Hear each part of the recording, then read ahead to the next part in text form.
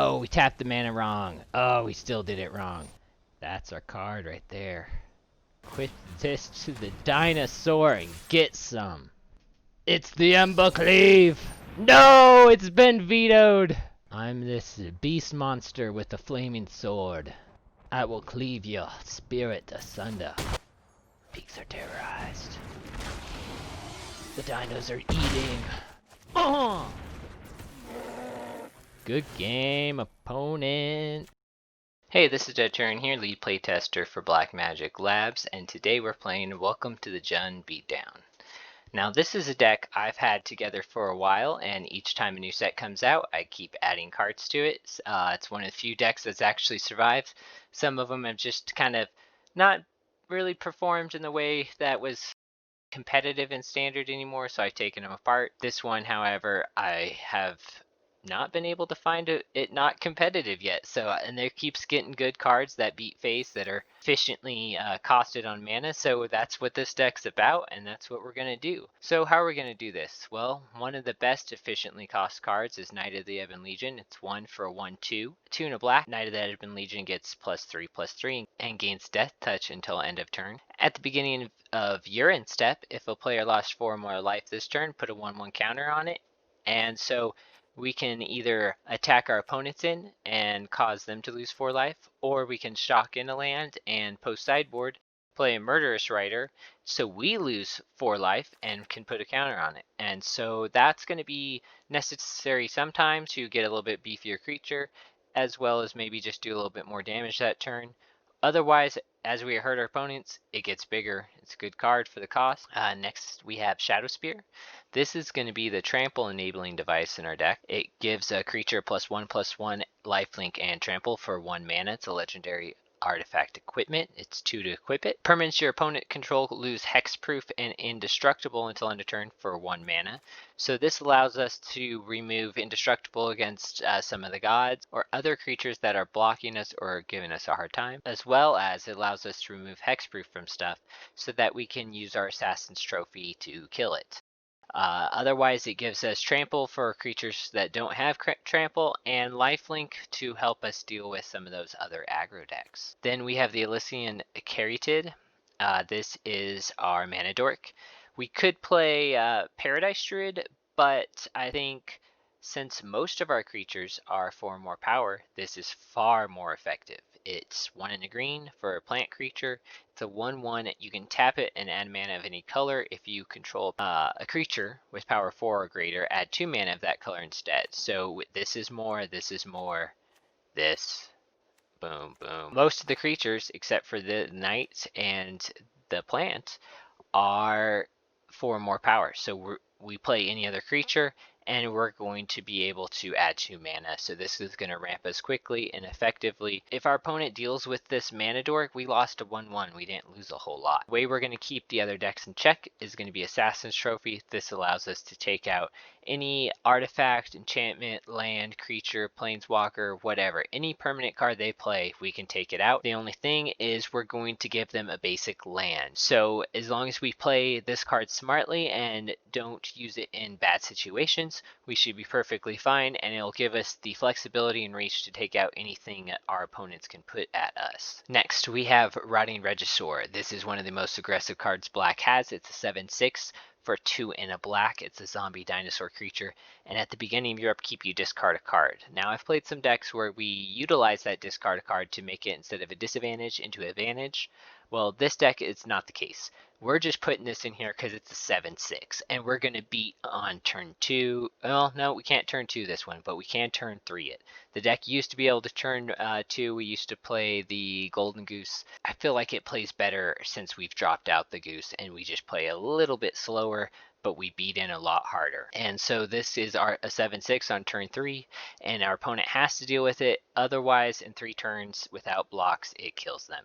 So pretty effective, puts them on a clock. Then the other 3 drop, 2 green and 1, we have a 4/3 beast creature called Garruk's Harbinger. It has hexproof from black, so this allows us to have a creature that's semi-unkillable. And whenever it deals combat damage to a player, you look at that many cards from the top of your library.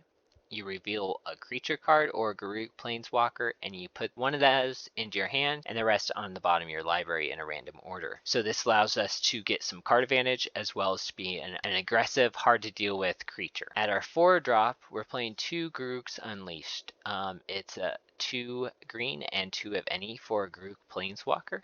He has 4 loyalty. You can up his loyalty to get +3/+3 and trample on a creature. Or you can down his loyalty 2 to get a 3/3 beast. But if your opponents have more creatures than you, you get to put another loyalty back on. So if your opponents have more creatures, it's really just -1 loyalty.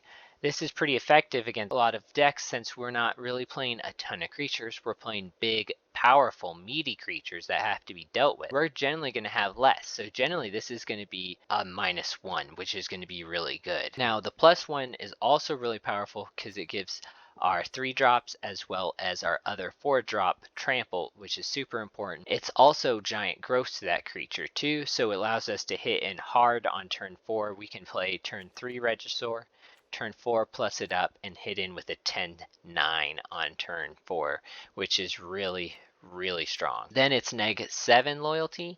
You get an emblem at the beginning of your end step. You may search your library for a creature card, put it on the battlefield, then shuffle your library. Every time you end your turn, you're going to get a creature. However, it's rare that we ever even get there. I haven't got there once. Usually just upticking 2 times, 3 times, and our opponent's dead before we even get a -7. That's usually pretty irrelevant. It's a really powerful -7, but we're probably never going to get there. Generally, our opponent's not going to withstand our blasts, or Gruul is going to get destroyed. Then we have Questing Beast. This is a super busted mythic for 4 mana. It's 2 green, 2 of any. It's a 4/4 Vigilance, Death Touch, Haste. You could stop right there and this creature would be awesome. But then, it also can't be blocked by creatures with power 2 or less. Stop there. It's amazing. But still, combat damage that would be dealt by creatures you control can't be prevented. So you can potentially fog and kill your opponent's creatures, and your creatures would not take any damage. That's a little trick I haven't seen anyone use yet. You could stop there and it's still already busted, but yet another line.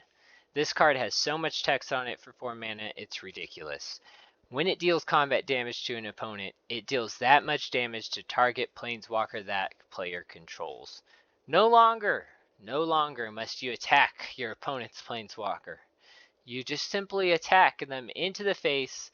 None of their 1/1s or 2/2s can do anything about it, and you get to do that much damage to their planeswalker as well. This plus trample is ridiculous. You play uptip Gruul, make it a 7/7, and then do 7 damage to a planeswalker. That basically will kill any planeswalker just about at any state. So super powerful, really good mythic card. Insane. It's just an insane card. Then in the 5s, we got Clackbridge Troll. This card is super underplayed, super value town card. It's 2 black and 3. It's an 8/8 creature troll. It has trample and haste, so we can attack with it the turn it comes down, and it hits for 8. But when it enters the battlefield, your opponent gets 3 goats.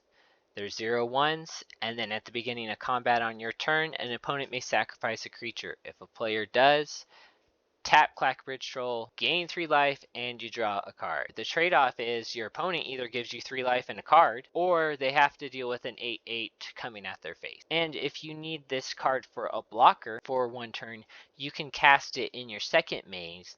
You won't go to combat, so they can't sacrifice a creature. So even though you will still give them goats and you won't draw the card or gain the life, you will have an 8/8 blocker until your next combat. So that's a way of having a big creature to stop your opponents from attacking it until you're ready to play more creatures behind it. Otherwise, it's card advantage and life advantage or powerful creature. There's no drawback to this card. This card's amazing. More people should be playing it. Then the other value town card at 5, Terror of the Peak for 2 red and 3. It's a 5/4 flying dragon creature, and spells your opponent cast cost 3 additional life to target this card. Basically, you play it, your opponent goes to kill it, you still get a lightning bolt off for free. They take 3 damage no matter what happens here unless they board wipe. That's super value, super protected. And sometimes they can't spend the life to kill it. So they have to either try and block it or just lose the next turn when you activate its second ability. Whenever another creature enters the battlefield under your control, Tear the Peak deals damage equal to that creature's power to any target. So you play this, you play the Troll, or you play the Regisaur, or you play Godzilla, and you do 7 or 8 damage straight to any creature, any planeswalker, or straight to face. It's ridiculous because you can play this and then into Clackbridge Troll, so you hit them for 8 damage, then they still have to either sacrifice a goat and give you card advantage, or they're still dealing with 8 more damage coming to the face. So this card's really good. It helps round out the deck. This is the main part of the deck. What supports this deck? This deck is supported by Embercleave. Embercleave is super amazing. Another busted mythic from Throne. It's 2 red and 4 with flash. Now that right there, that's bad. But it costs 1 less for each attacking creature you control. So normally we're going to only cack in with 1 or 2 creatures, which means it's going to cost 4 mana. But if this is out, we can go 1, 2, play this.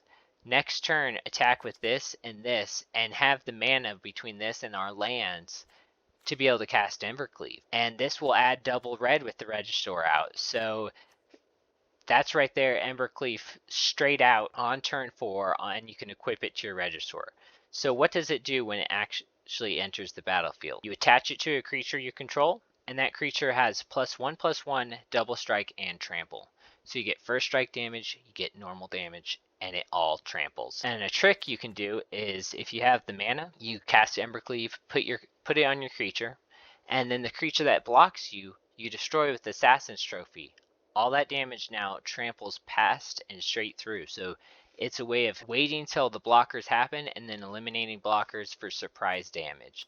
There's a lot of times where people won't block, not realizing Embercleave's in this deck, and then surprise, we put it on the Harbinger and there's 10 damage and they're dead. So that's happened several times. This card's super good, and it has an equip cost for 3. So even after the first use, we're still equipping it for cheap and easily and readily. The card draw parts of the deck. We're going to start out with this card. This is Great Henge. It's 7 and 2 green, but it costs X less, where X is the greatest power of creatures you control. You tap it, add 2 green, so it acts as a ramp spell, and you gain 2 life. This gains you life, this gains you life, this gains you life. It's how we get past other aggro decks. At the same time, we're pressuring them with big creatures. Whenever a non-token creature enters the battlefield under your control, which is all our creatures, put a 1/1 counter on it, and then draw a card. This, whenever another creature enters, it deals damage. So you can stack your triggers, so you get the 1/1 first, and then the terror goes off and you hit in harder. And you draw a card, so it gives you another card draw with a life gain attached, just like Clackbridge Troll. You play the Knight of the Ebon Legion, now becomes a 1-card draw spell. All these other creatures that may not be good later on become draw spells with this, and it's set fairly easy to cast. Questing Beast or the Grook's Guy, that will make it cost 5, and then the Regisaur will make it cost 2. So will the Clackbridge Troll, and then this makes it cost 4. We can pretty easily cast this card pretty often because all our creatures cheapen it real quick. So usually the next turn or the turn after that, we're casting this and we're starting our card draw engine. And then lastly, the filtering aspect of the deck is Godzilla. Really, it's a wandering turtle monster, but they have these Godzilla styles, and while I think they're kind of dorky, it's fun to beat somebody's face in with Godzilla. Like, I don't know if Godzilla belongs in Magic, but it's still fun to say, here's Godzilla, good luck. It's an 8/8 trample haste. It's a legendary creature, dinosaur turtle. It costs 2 red and 5, so it's 7 mana, and that's well priced for an 8/8 trample haste.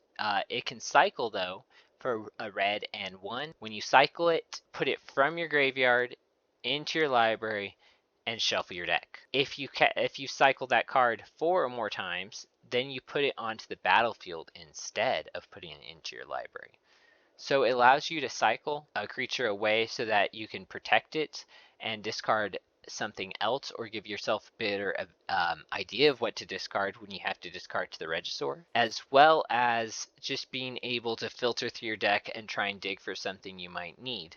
And it can also come in as an uncounterable creature, unless they counter the cycle ability itself. We're only playing 3 because it's not the focus of the deck. However, it is a nice card to have, and when you don't want it, it's a nice card to just say, go draw a card and see if you can find something better. That's the deck, so let's see what the land base is. 1 castle for some digging. We're going to play 2 swamps, 2 mountains, and 4 forests. Playing a little more forest because we have a lot more double green.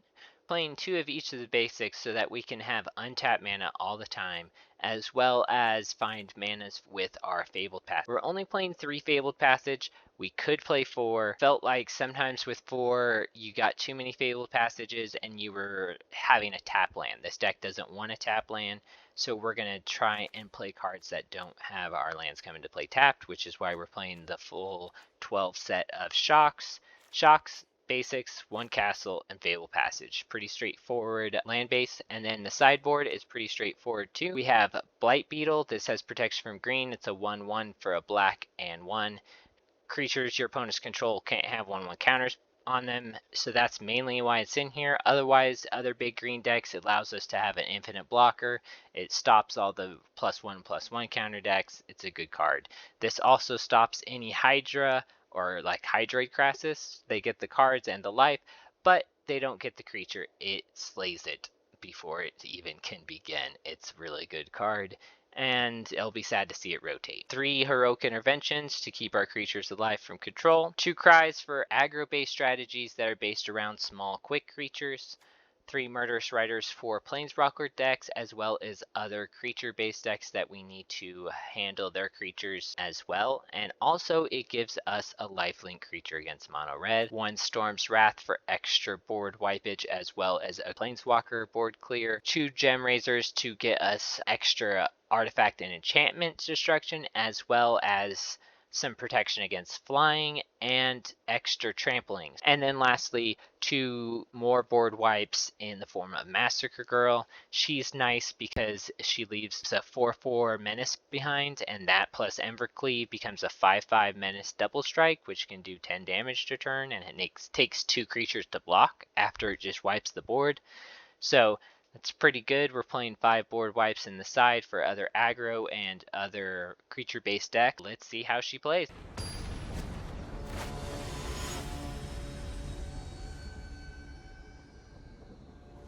Mr. Hufflepuffs. Alright, Mr. Hufflepuffs. We got a good hand, so we'll keep this. I'm thinking drop this first. Yeah, this first probably.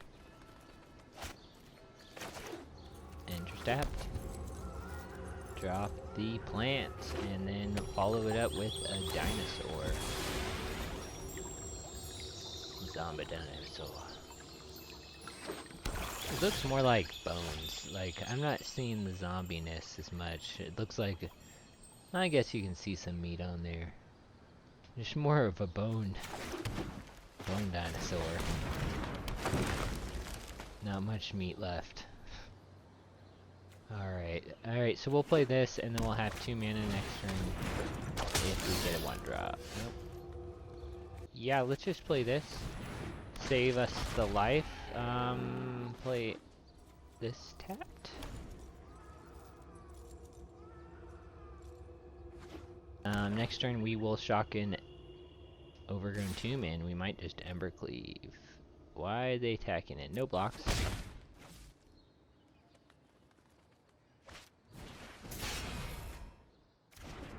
Ooh, mutual destruction. That's real good. Should have blocked. It just felt like some death touch nonsense was up. This is still pretty easy. Pay 2 life. Questing Beast. Next, attack in with the Questing Beast. Bam! Then play a Knight of the Ebon Legion down. Get bigger. And then next turn, Embercleave! Going in. Beat him with the base. Oh, Heartless Act! Fine. But bam! 3 attackers, so that costs 3. or it costs 4. So yeah, everyone attack. Boom, boom, boom! Get him.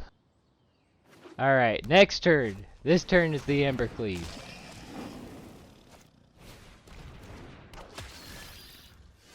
Okay, so we put this, let's see. We have 3 creatures.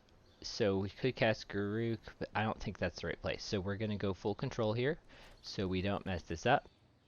Next we're going to go to combat, and we're going to attack with these 2. That should cost 2 less. That'll be 4 plus that, yep. And then we want blocks. They're just going to block there. So what we're going to do then is we're going to cast Ember Cleave right here. Oh, we tapped the mana wrong. Oh, we still did it wrong. We were supposed to leave a black and a green so we could trophy, and then we were going to trophy there, but we still get through some life and they gave up. Ah, Arena gets me. That's our card right there. Terror of the Peak. What do we got? Shantine, or Shanten. Ooh, what do we do with this? Let's try it. I have a good feeling about this, actually. This is a crappy hand, but I have a really good feeling about it. Yeah, we're gonna pay the life. Play the Shadow Sphere. Alright, blue. Intercept. Pass the turn. Next turn we're going to play the Regisaur. We could have shocked in for the cycle, but I didn't feel like 1 card draw was worth the 2 life and when we didn't know what we were playing. So maybe Flyers here. Blue-white control maybe. Flyers. We're playing Flyers. Okay, so it's going to be a race, and luckily we have the Shadow Spear. Let's get the Zombo out there. Rar rar. Come get some. My dino's hungry. Your Empyrean Eagle means nothing. So we'll discard Godzilla. Ooh. Ooh, ooh, ooh. Okay, so play the Great Henge. Use the Great Henge to play this. Draw a card. Pay 2. Quit this to the dinosaur and get some. And next turn, Ember Cleave. Ooh yeah. This is gonna be great. 2, 4, 6. We got 8 mana next turn. We got it. They could kill our creature, they could bounce our creature, but if they don't touch our creature, we're gonna get some dino carrying a, I don't know, an Ember Cleave sword. I guess it carries it in its mouth while carrying a Shadow Spear. I think they just stabbed the dinosaur with all these weapons and it just charges at you and you get stabbed incidentally. Alright, they attack in with everything. Sure, discard the knight. Okay, let's go ahead. Let's see. Attack in with everything. Yeah, let's attack in with everything. No, we can't. We need the red. Whew, we almost messed up. We need the red. We have to attack him with the Regisaur. Sure. Fairy Duelist. Gonna shrink him down a little. Oh, and they don't block! Oops. It didn't block! It's the Ember Cleave! No! It's been vetoed! Ah! Nice. They got us. Dove and veto. Alright, let's get some more beefy creatures down. And get ready to rumble. So they can do 9, 11 damage to us. They're at 6. I don't think they can afford to attack in. We can just put the Shadow Spear on somebody and just get going. Ah, they got the Ember Cleave. That was going to be epic. This deck's a lot of fun to play. It's just big creatures beating face. There's nothing more enjoyable in Magic than that. Another eagle. Getting eagly on us. Alright, they attacking with everything. Putting us down to 3. Do they have an unsummon? Oh, we got him! They didn't have anything. Rod and Regisaur. Come get some.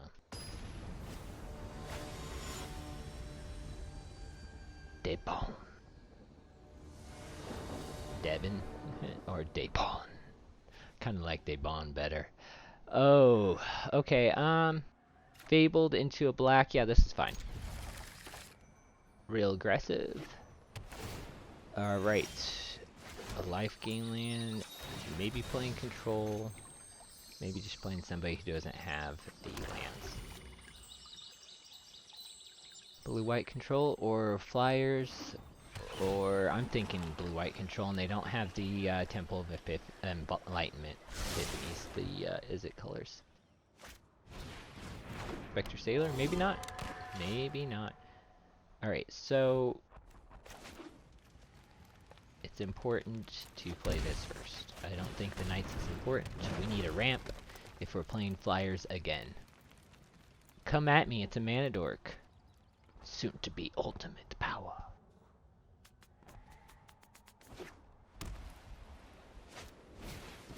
Another Spectre Sailor. Got some spirits. It's in.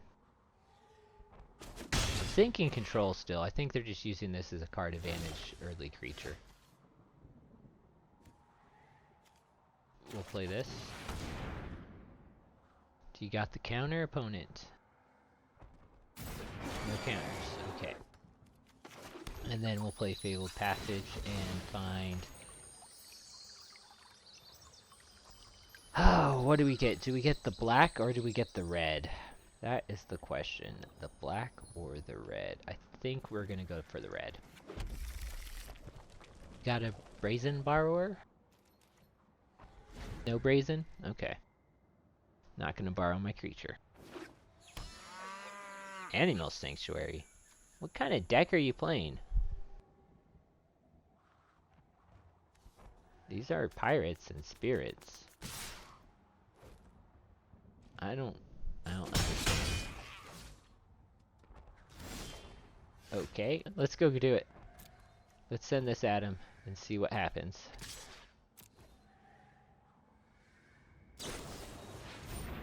Rally of Wings, sure. Next. Let's try it. Jam and Ember Cleave down their throat. Come on, yeah! How do you like me now? I'm this beast monster with a flaming sword. I will cleave your spirit asunder. Go find a card. This card is so good with Embercleave, it's dumb. Ah, there's a Questing Beast to hand for next turn.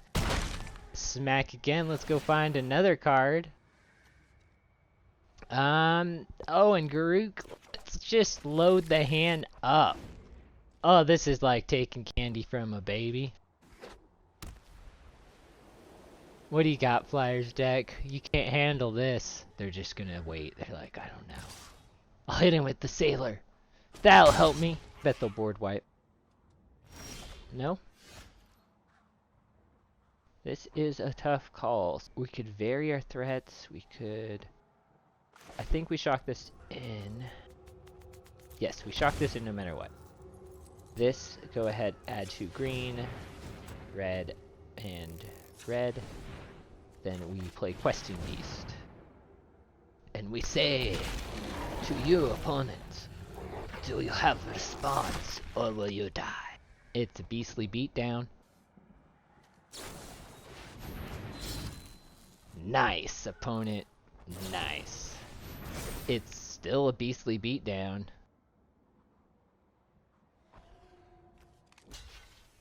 Sure, so you keep your sailor.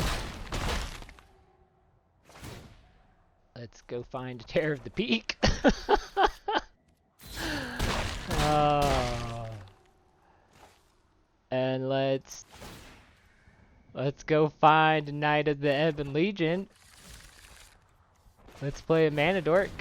And let's pass the turn. Oh, this is good. This is real good. We're gonna drop the Terra and then just bam, a Regisaur to straight to face. Oh, they gave it up. They had no chance. This deck's just too good. Welcome to the beatdown. Alright, who do we got? Ultra 85. Well, Ultra, welcome to the beatdown. Alright, this is a great hand. I like this. Yep, we'll shock this in, we'll shock this in, and we'll go boom, boom, boom. We got just, that's where we went right there. Oh, this is a better shock in. Pay 2 life, and then we don't have to shock next turn. And we play this. Save us some life. We got Gruul colors. What do we got? Is this a Gruul Aggro deck? Or are we Molar colors? Robber of the Rich. Seems good. Oh, took my Shadow Spear. No blocks. Play this. Play this. Hit in for 1. So they're gonna rob us again, maybe? Stomp our guy, that's fine. Somebody had to take the brunt of the blows. Yep, they steal a Great Henge. No blocks. That sucks too. So now though, we drop the Regisaur. We drop this. And we just hope for something. Something to go with all this land. We got 2, 4, 7, 8 mana next turn. Anything. Anything would be nice. Discard. This seems like the least reasonable to have still. That sucks. Let's get the dino in. Rar rar. Opponents. My dino is attacking. Need to keep these alive a little bit because we'll have to discard the land, so we need to keep 1. We can block the robber. Otherwise, we'll just keep beating him with the dinosaur until they got answers. They could have traded both for it. Okay, do they want to cast the Shadow Spear maybe? I think we gotta cut the robber off at the pass. Sure, Bone Crusher, that's fine. And then this is probably where they play the Shadow Spear. Good choice, my opponent. Discard. Terror of the Peaks. Peaks are terrorized. The dinos are eating. We just need a 5 power card and we win. That's all we need. Alright, they shock in. I assume they're going to equip the Shadow Spear and attack. I feel like that is the one move they have to do, because otherwise we just attack with our Flyer and we win. They try and kill our Flyer, we win. You have to equip the Shadow Spear to get in the life. So if they didn't hit Shadow Spear with Robber the Rich, we win right now. But Robber the Rich is a good card, but they're not sure what to do. You shocked in.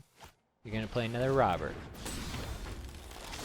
Now you're going to equip this Shadow Spear to the Bone Crusher, right? Oh, it hurts. Opponent, I can't even see your hand, and I know what you should do. We're not going to trade. No blocks.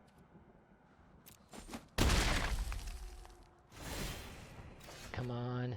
Yes! Oh! Good game, opponent. Oh, yeah. The beatdown is real, man, with this deck. Clackbridge, Tear the Peaks, Rod and Regisaur. I mean, that was a crap hand, and we just drew into some magic and just destroyed another aggro deck. This deck is amazing. Well, we introduced our opponent to the Jund Beatdown. Pretty startling so. perfect 4-0 record, taking them all down. Yeah. So this deck, it's really good. I've really had a tough time struggling with this deck for the last couple weeks. I've been really trying to get it to work, and it wasn't quite working. Because I was playing Paradise Druid, I was playing the Golden Goose, I was playing the Bone Crusher Giant, I had the Murderous Rider in the main, so it was a little more mid-rangey. It just didn't really get there the way I wanted. And adding this card and this card along with Garuk just made this deck so good. And this instead of the Paradise Druid, this card's awesome. Man, takes care of all our double costs right away. That was such good games. Our opponents just didn't stand any chance. I mean, we didn't let up the pressure. This card got us tons of cards.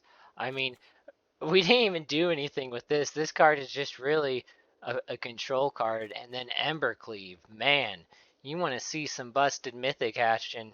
Watch Embercleave with questing piece. That's and then you uptick it with Garuk. Well, there you go. That's some mythic.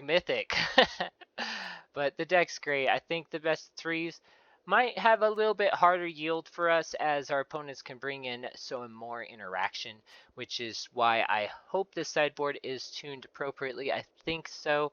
We may want a 4th copy of Heroic Intervention, and we may need a 3rd copy of Blight Beetle, depending on how prevalent those +1/+1 counter decks are. I've kind of seen them rise in popularity recently. They can get out of hand, and this deck does struggle with decks that go wide like that. However, I think we're just too fast. We're just too fast. 7-6 on turn 3 is just too good. But we'll see what it does in the best of threes. Hopefully another undefeated perfect record for the beatdown. As always, like, share, and subscribe if you like this video. Also, please consider supporting Black Magic Labs on Patreon. Thanks.